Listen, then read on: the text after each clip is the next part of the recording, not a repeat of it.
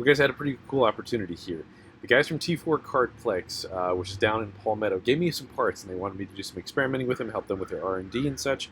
But here's the thing. It's kind of like the passing of the torch from me to my kids. I've come to the point here where my kids are pretty much faster than me. They've got a lot of time. I mean, most of their lives have been dedicated towards racing, and we're trying to step that up a little bit here. But it's pretty awesome in the fact that I'm watching them excel and get so good at something. We're competing here with some go-karts that are very, very old, and that's almost like competing with a C4 Corvette and something that's currently in Sebring. It's pretty wild to see the difference of technology and so on and so forth. But we managed to do it and actually compete pretty well, and this has been a really cool part of that. Hey, what's up guys? We're at Proven Power Cycles over here right outside of St. Pete here. This is actually a friend of mine that I've known for a long time from way back. Some of the first videos that were actually some of Cletus's videos dynoing over Tampa when they were over there. But now they do some pretty nasty motorcycle work, do some fat work and stuff. And we're actually going to be dynoing a go-kart. I'm actually in love with this go-kart engine here right now. And it's kind of like the new LS stuff. So I want to show you this, and I'm really excited to try and tweak some more power, make some power out of stuff that we have going on here. But check this out, brand new Hayabusa. This thing is sick. He has like a bunch of H2R stuff, and he's got a really nasty Cowie 1400. It's freaking sick over there. You guys, this is Eric. He's actually got his own YouTube channel, the Proven Power Cycles. It is. Proven Power Cycles, yeah. Got some pretty awesome stuff. Check that out. Yeah. But way back in the day, we actually dynoed our karts. We dynoed, I think, like what? It was like 3 or 4 karts actually. 3 of them. Yeah. We got these new motors right here. This is really like the modern day LS of the karting world right now. It's very inexpensive. It's really, really common, and we're going to try and make a bunch more power with it. This is a Tilotson 225R, and basically this is an air-cooled Polestar motor. This is a really economical class to get in, and my sons, both of them, have this same engine in their karts. This is a hand-me-down kart that I got for really inexpensive, just to do some cheap racing. We're gonna see if we can make a little bit more power, both legally and illegally. Do some stuff within the rules first, and then we're gonna try and pick up some more power outside of the rules, just because I think this is an absolutely awesome power plant. The cylinder head looks like there's a lot of room for improvement. I'll show you a little bit more stuff on that later. But even some stuff with the runner lane. So we actually took a header and we modified that, and we're gonna try and make some more power with that header.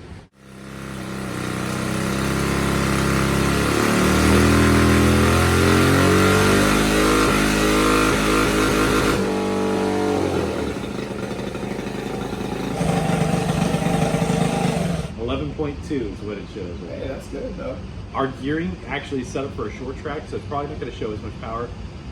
Yeah, that's irrelevant right now. 48, yeah. All right, so it's only set up to go 48 miles an hour on a short track right now. Normally I think we go, what, 54, 55? Something like that. Bigger track. Yeah, maybe 60. Yeah. Even a half a horsepower makes such a big difference.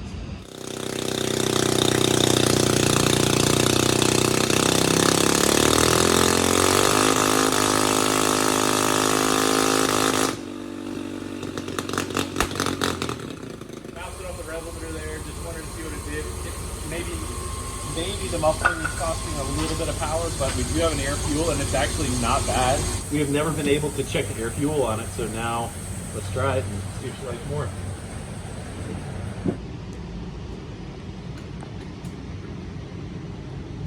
Hopefully we see a little bit more enrichment there.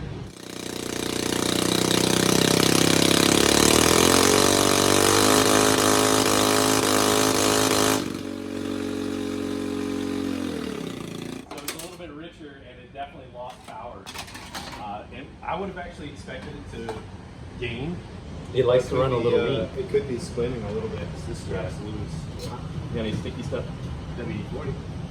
40. I swear to God. Yeah. Somebody else told me that a while ago. We were thinking something like is normally a lubricant makes it work. A guy from the islands at the old shop came up, and he had some car, I forgot. And same thing, he was like, "You got WD-40?" We're like, "Shut up. You crazy." Yeah. And he's like, "I swear to God," he goes, "Go grab some." He spun it, smoking that first, but I mean, as soon as it got, the very next pass, I look.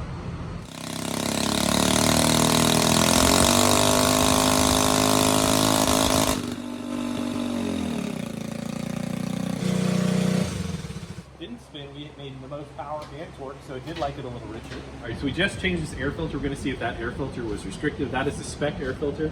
And this is one that I got for a bigger carb for another application. We also have a carb that I might want to try if we can get to it, but Next, we got an intake elbow, and I can't wait to try these too. So let's see what she does.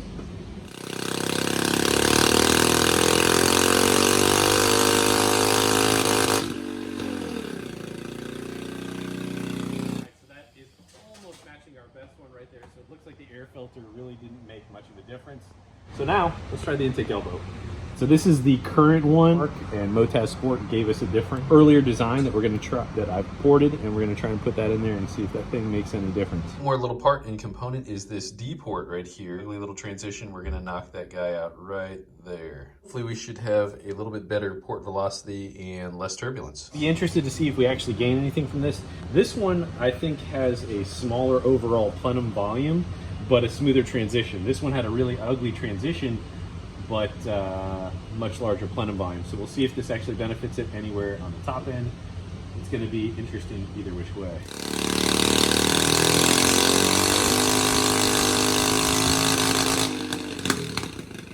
All right, so we actually made the best top end that we've made. In fact, it was actually a little leaner there, which was interesting. It could have been some of the leanness, but we made power out farther than we have yet. So I'm excited about that. That intake, I mean, the larger plenum volume seems to have been pretty helpful for it. So on that same note, what we're going to do now is we had fabricated, so this goes to like a Briggs LO206 is the most common class, and they have a much longer primary. My hunch is that the longer primary is going to make more average mid-range torque. I do believe it's going to make quite a bit more. All right, so there isn't much else that is so rewarding to be able to make power so ridiculously fast. Eric was just having a conversation with me about stuff you've been doing on your channel. So tell me a little bit of stuff like. Yeah, so I mean, similar things to what you're doing here on this on the KART, where we're testing velocity stacks, different intakes, different airbox designs. You know, where we're cutting, modifying airboxes on some of these, like the Hayabusa, the Gixxer 1000 platform, the ZX10R platform. But we do very, very similar stuff on my channel here, just with, again, motorcycles. We're actually testing and saying, hey, this is what you're going to gain to the wheel if you do these modifications. Identical to this and what Jeremy does on his channel. So it's pretty cool to see it on different power plants, and it's all relative. This is like super micro scale. Yeah, it's so funny. You know, it is interesting. It's like, oh yeah, you know, we ported this out. We got a millimeter over, and we're like, what? All right, so you're gonna have to do a Grom now. I know you got a Grom out there. So we've done some testing on the Groms. I haven't filmed it, but you know, we did a high compression piston. We've done ported head, cam, you know, things like that. Okay, so what did you pick up though? So on the Grom, they typically with like, let's say full bolt-on intake and exhaust, they normally make about 10 horsepower tune. And it's a 125cc four-stroke, single cylinder, similar, very similar. So with like the head and cam, it went from 10 to 11.5. So we picked up like, you know, a good 10, 15%-ish, you know, that's all I was like, wow, you know. And then we did a high compression piston on one with ported head, big cam, dual valve springs, and we ended up making like 13.5. Oh, jeez. I was blown away. And this is all pump gas. I was like, wow. That thing's got a rip. Yeah, we did a turbocharged one once too. He bought a Grom and he did a bunch of research to do it turbocharged, and he ran it on E85 of all things too. But we've had some that have the Honda 300 swap. And, wow. Yeah, so we did a big bore nitrous one recently. Oh my gosh. Made like 70-something horsepower. Holy crap, dude, that would be terrifying. He ran 7s in the 8, like a 7.0 in the 8, yeah, on a Grom. 300-pound guy, you know. It's all relative, just different sizes, you know. But it's really fun to do it because, like he said, you can do this so quickly. I mean, we're probably an hour into this. We've already swapped 4 or 5 parts, and it's like do that on a vet, you know. That's not gonna happen. Tilotson 225R head right there. However, it has a very tight short side radius. Like this is like a true 90-degree turn. And air doesn't like to make turns like that. So we're gonna try and radius that and open up the bowl and kind of streamline where the guide is. We actually filled in a little bit right there just in case we happen to go through, but I'm gonna try and get a little bit more aggressive with it. Raise the ceiling of it, but it's a nice D port on both intake and exhaust, which is very interesting. That's kind of an anti-reversion thing. Same thing on the exhaust though. Height, 90-degree turn right there. So we're gonna kind of radius that and raise the roof on that and try and see if we can pick up some power there. Give you guys a quick idea. This is an ideal bit for getting down in between that valve guide right there.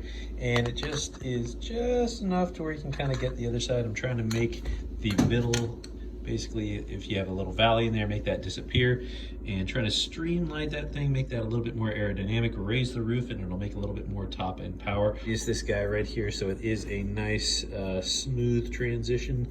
I still need a little bit more work to do with it, but we're on our way.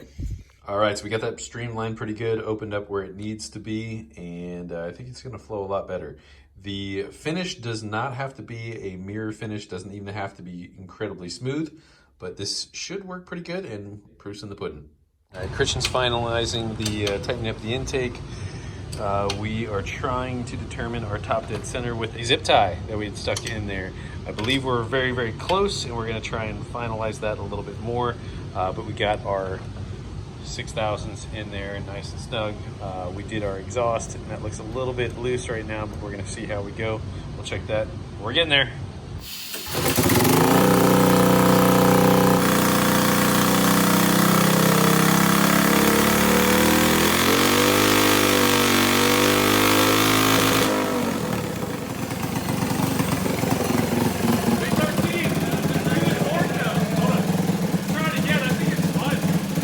So after we put on the cylinder head, we actually had a little bit of tainted results. Is that unfortunately I didn't have the head gasket totally secure in there. We were trying to do something with just copper coat, and that did not hold. So even though the cylinder head actually flowed a little bit more, we did have some leaking head gasket. We got that repaired, and then we changed the carb as well. We did that down at the track, and that thing absolutely rips. It's about 2.5 seconds faster than the kids' karts. Now, the kids have a different weight limit than me. I actually did do very good in a legal kart, and then I decided to go illegal to try and race with them and compete with them. But that is the whole purpose of this, is the fact that I wanted to be able to have something that was a little bit of a cheater, learn the platform a little bit more, but also be able to race with them and try and sharpen their skills too. All right, last lap. Come on, make it move quick. We, on a shoestring budget, have been able to compete with kids that are ranked on a national level, and being able to go toe-to-toe with them on our shoestring budget. When the odds seemed completely stacked against us, it seemed like there was no hope. Dug deep, tried hard, stuck to it, and came out, if not on top, way better than what we had actually expected given the circumstances. I had a feeling that was going to happen. A little nudge.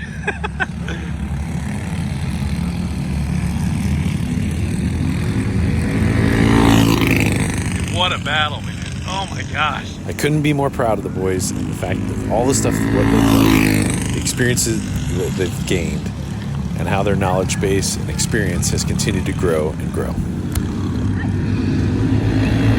Awesome, man. The boys got podium after podium, and we managed to pull out second place in the championship and fourth place in the championship. So these go-karts that the kids are racing kind of feel like about a 450 to 500 horsepower car at about 3,000 pounds. Very fast around a racetrack. Now there's some other stuff though that they've also been dabbling in and gaining some experience in that is much, much faster. Some of the two-stroke stuff feels like a big turbo car, and it comes on like a 6, 7, 800, 900, even 1,000 horsepower car, especially given the weight of the boys. This is a shifter kart, and this thing is like a 1,000 wheel horsepower car, so check this out.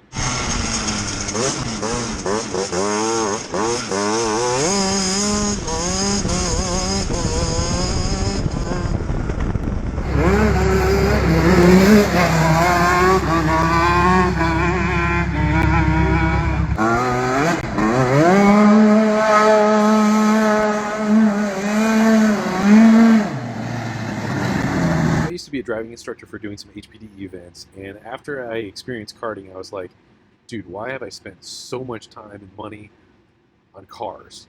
Karting is where it's at. The sensation of speed and everything, and actually truly conditioning your body and learning how to control something that is that powerful, that fast, really changed my perspective. I used to have almost a 600 wheel C6 Z06, an amazing car, and run that on a road course, and then once I realized that, wow, that's so much slower than the entry-level kart that I got. So it's kind of an interesting, different perspective, but I just wanted to share this with you guys because it's near and dear to my heart. And all the other lessons that you learn are incredibly important for not only you, but also for your kids. Well, I want to say thank you so very much for watching. It's been an awesome thing for me to share with you guys here. Last thing I wanted to share was a song with you guys here, and so it's by Ayaterra, and that's One Life. Check it out. Freaking totally makes my day here. Also, you know, it's with each of us, with our own heart, it definitely takes all of us in order to be able to kind of be the light and be the change that the world needs to see. So God bless you guys. Thank you very much. Have yourself a very Merry Christmas.